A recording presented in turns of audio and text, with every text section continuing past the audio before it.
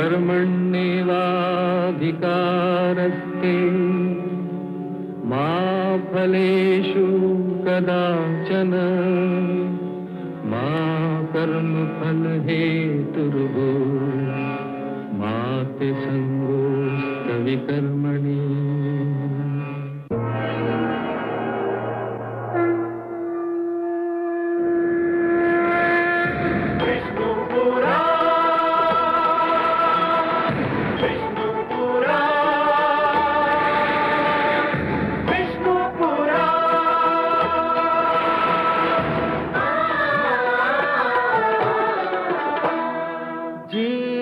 ज्ञान ब्रह्म ज्ञान अथ श्री विष्णु पुराण ओम की कथा महान जय श्री विष्णु पुराण विष्णु पुराण विष्णु पुराण विष्णु पुराण। मैं माँ हूँ, धरती माँ। जब कभी स्वार्थ विवेक पर हावी हो जाएगा, जब कभी अपनी निर्णय लेने की शक्ति दूसरों के परामर्श के आगे हथियार डाल देगी, तब वही होगा जो आज हो रहा है। मंथरा के मन में बसी घृणा और उसके कारण कैकेयी को उसे भटकाने की नीति अपना रंग दिखा रही है। कैकेयी जिसे पुत्रमोह समझ रही है, वो पुत्रमोह नहीं, एक ऐसी कुटिल भावना है जो राजभवन की नींव हिला सकती है। होनी का ये अनहोना खेल देखकर मेरा मन शोक सागर में डूबा जा रहा है। दशरथ को तो यह भी ज्ञात नहीं कि वे कोप भवन की ओर नहीं, अपने मृत्यु की ओर पग बढ़ा रहे हैं।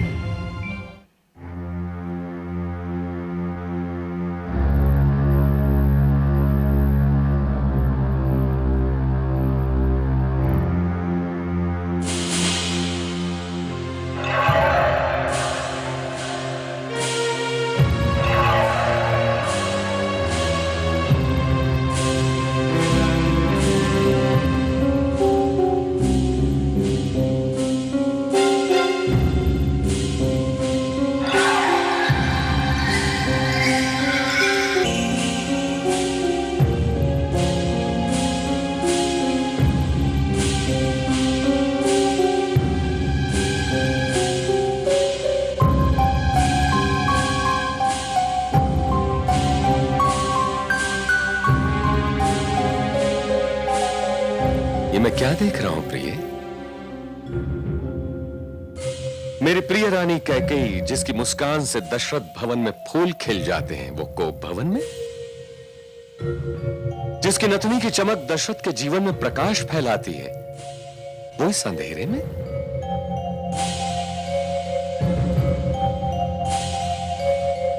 क्या हुआ प्रिय?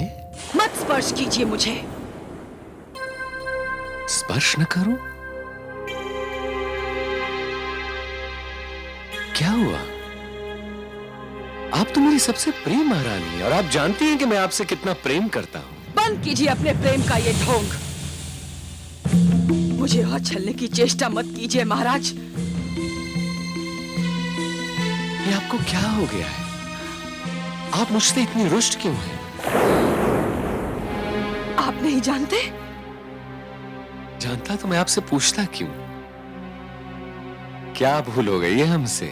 भूल? भूल तो छोटी होती है महाराज। अपराध कहिए।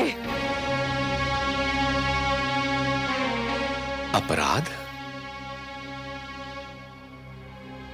चलिए यूं ही सही। क्या अपराध हो गया है हमसे? अपनी जीवन संगनी से जीवन के भेद छुपाना अपराध नहीं तो और क्या है?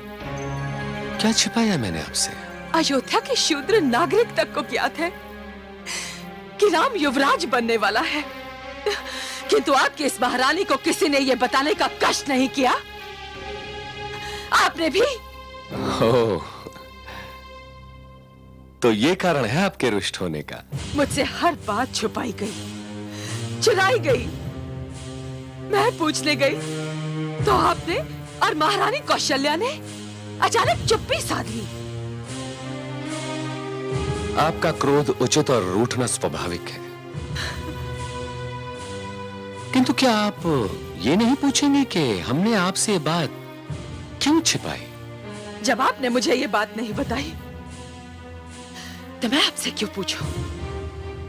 सुनिए देवी, आप मुझ पर तनिक भी संदेह न करें। मैं जानता हूं कि आप पुत्र राम से कितना स्नेह करती हैं। मैंने सोचा कि मैं आपको ये शुभ समाचार अचानक सुनाकर चौंका दूंगा, आप खेल उठेंगी। इसलिए तो मैंने कौशल्या से भी आपको ये समाचार देने के लिए मना कर दिया था। प्रिय, मैं आपके उस प्रेम की सौगंध खाकर कहता हूं जिसके बिना मैं एक सांस लेने की कल्पना भी नहीं कर सकता कि मेरा और कोई अभिप्राय नहीं था।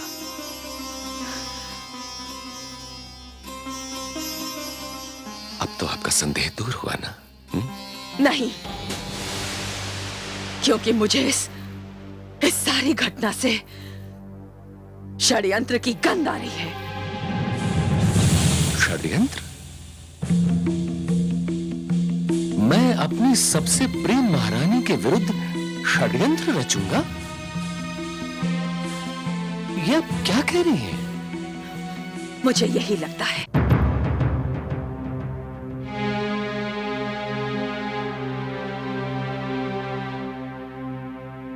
यदि अभी भी आपका क्रोध शांत नहीं हुआ है प्रिय,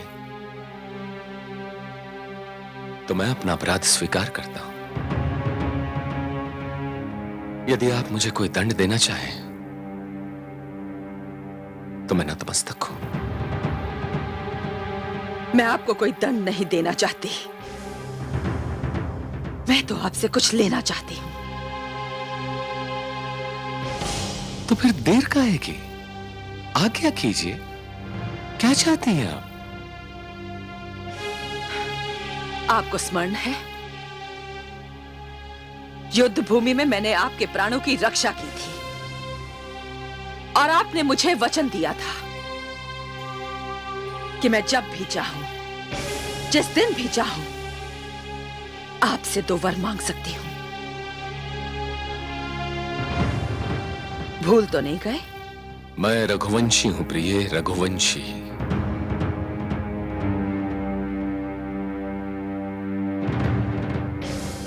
स्वयं को भूल सकता हूं, दिया हुआ वचन नहीं। मैं जो मांगूंगी आप मुझे देंगे? संदेह क्यों करती हैं आप मुझ पर? मांग कर देखिए। तो फिर लीजिए राम की सौगंध कि मैं जो मांगूंगी आप मुझे देंगे। इतनी छोटी सी बात के लिए आप मुझसे राम की सौगंध लेने के लिए क्यों कह रही हैं? इसे मेरा हट समझिए। तो चलिए, राम की सौगंध, आप जो मांगेगी दिया जाएगा। तो मैं आपसे अपना पहला वर मांगती हूं। युवराज का पद राम को नहीं, मेरे पुत्र राजकुमार भरत को दिया जाएगा।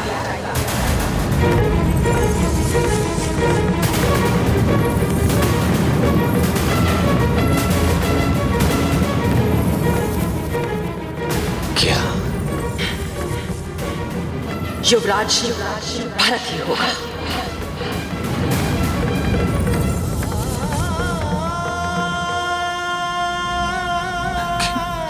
किंतु महारानी, अभिषेक की सारी तैयारियां पूर्ण हो चुकी हैं और हमारा पुत्र राम युवराज के रूप में जनता को सबसे अधिक प्रिय है, और वो आपको भी तो सदा से सबसे अधिक प्रिय रहा है ना? और आप जानती हैं कि वो अपनी माता से अधिक आपसे प्रेम करता है। जब उसे अपनी छोटी प्रिय माता के ऐसे विचार ज्ञात होंगे तो उसके मन पर क्या बीतेगी? आप मेरे लिए नहीं, राम के लिए नहीं, तो कम से कम अपने स्नेह के लिए तो सोचिए। कि आप क्या कह रही हैं, क्या कर रही हैं? सब सोच लिया है मैंने, सब सोच चुकी हूं मैं। युवराज भरत ही होगा। मुझसे जीवन की सबसे बड़ी भूल ये हुई है कि मैंने कभी ये अनुमान लगाने की चेष्टा ही नहीं की कि राम के प्रति आपका स्नेह कहां पहुंचकर समाप्त हो सकता है।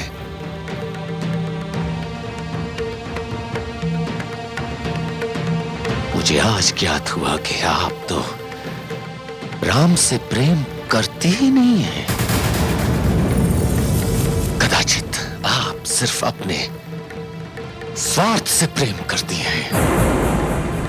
आप अपने अतिरिक्त और किसी से प्रेम करने की क्षमता ही नहीं रखती। मुझे भावुकता के वेग में बहाने की चेष्टा ना करें अवधेश। मैं तो केवल इतना जानती हूं कि मैंने आपसे अभी अपना पहला वर ही मांगा है, जो मुझे अभी तक नहीं मिला। दूसरा वर तो आपने सुना ही नहीं। सुनिए, अपने दूसरे वर में मैं राम के लिए 14 वर्ष का वनवास मांगती हूं।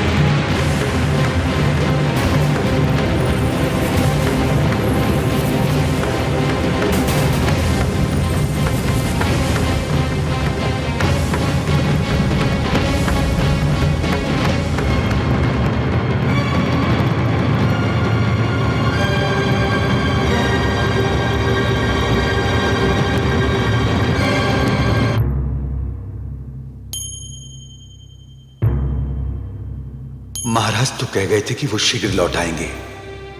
इतनी देर हो चुकी है पर अभी तक नहीं लौटे। क्या करूं? मुझे तो यहीं रुकने का आदेश है, पर इतनी देर होना तो अस्वाभाविक है। कुछ समझ में नहीं आता।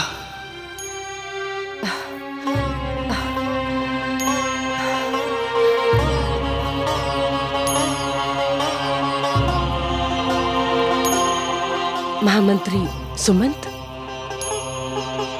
आपको छोटी रानी ने कोप भवन में बुलाया है। मुझे? परंतु महाराज कहाँ हैं? वे भी छोटी रानी के पास हैं।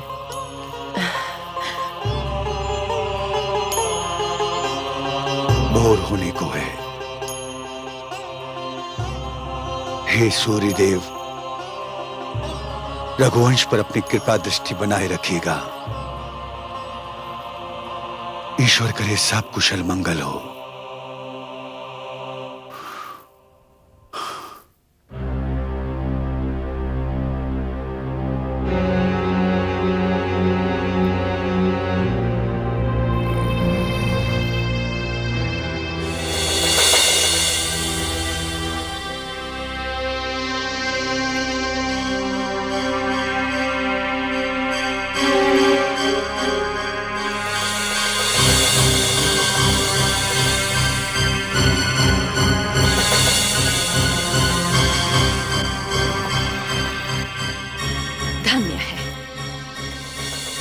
निद्रा तो टूटी। उठिए रघुकुल भूषण। इससे पहले कि आपके महामंत्री यहां पहुंच जाए, ये निर्णय कर लीजिए कि मेरा पुत्र भरत युवराज होगा और उसके अभिषेक से पूर्व राम 14 वर्षों के वनवास को सिधारेंगे, या फिर ये कि आप अपने वचन से विमुख हो चुके हैं। दया करो कैकेयी,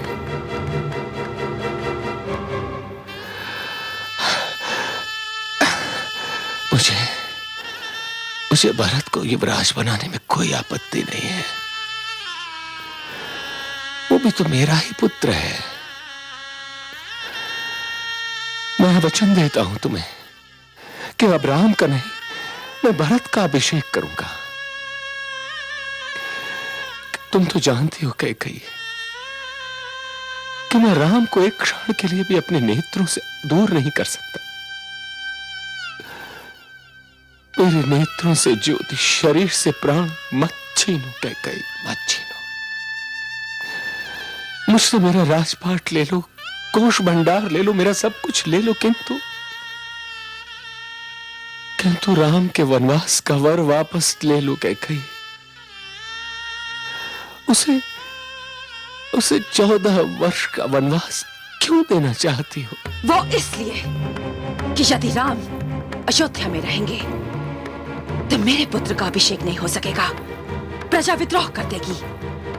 और यदि राम 14 वर्षों के लिए अयोध्या से दूर होंगे तो प्रजा उन्हें भूल जाएगी।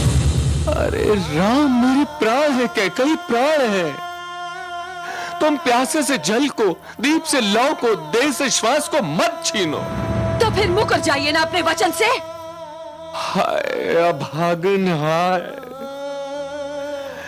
तू नहीं जानती कि तू क्या कर रही है।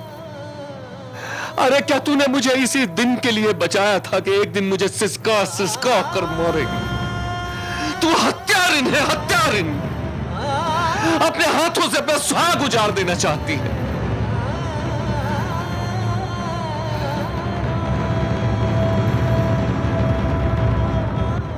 हे दशरथ, जिस प्रकार तुमने हमारे बुढ़ापे की लाठी छीन कर हमें दुख दिया है, जाओ उसी प्रकार एक दिन तुम भी अपने पुत्र वियोग में तड़पो, पुत्र वियोग में तड़पोगे। अब समझा, तू मेरे जीवन में उस अंधे ऋषि का शाप बनकर आई थी। मैं भूल ही गया था कि एक ना एक दिन मुझे ये शाप भोगना ही होगा।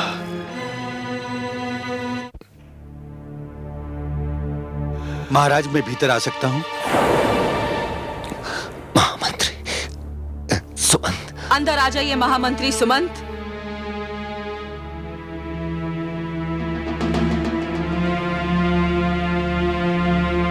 प्रणाम महारानी।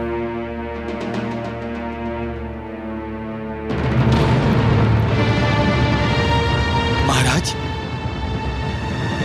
महाराज, महाराज, महाराज, क्या हुआ आपको? क्या हुआ महाराज? महामंत्री। ये क्या बताएंगे? सुमंत, मुझसे सुनिए। मैंने इनको इनका वचन स्मरण कराकर इनसे 2 वर मांगे हैं। मेरे पुत्र भरत के लिए युवराज का पद और इनके पुत्र राम के लिए 14 वर्ष का वनवास।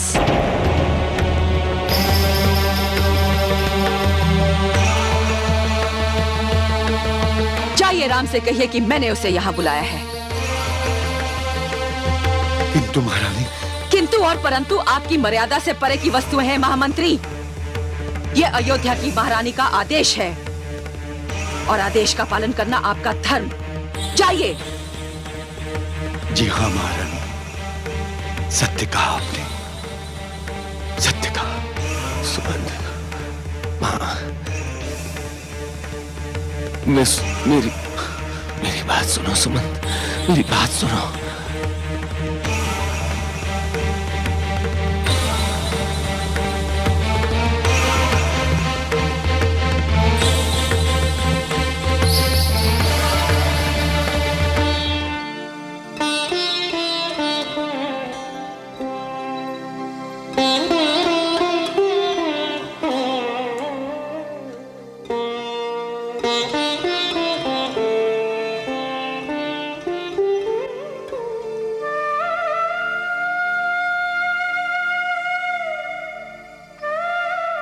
माता,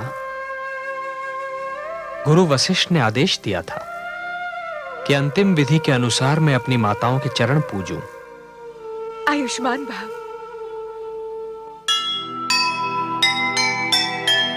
इधर राम जी कर रहे माता को प्रणाम,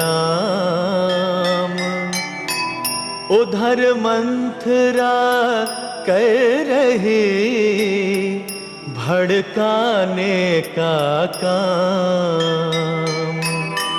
कथा खड़ी है मोड़ पर, क्या जाने क्या हो, होनी के इस खेल को समझ न पाए को, समझ न पाए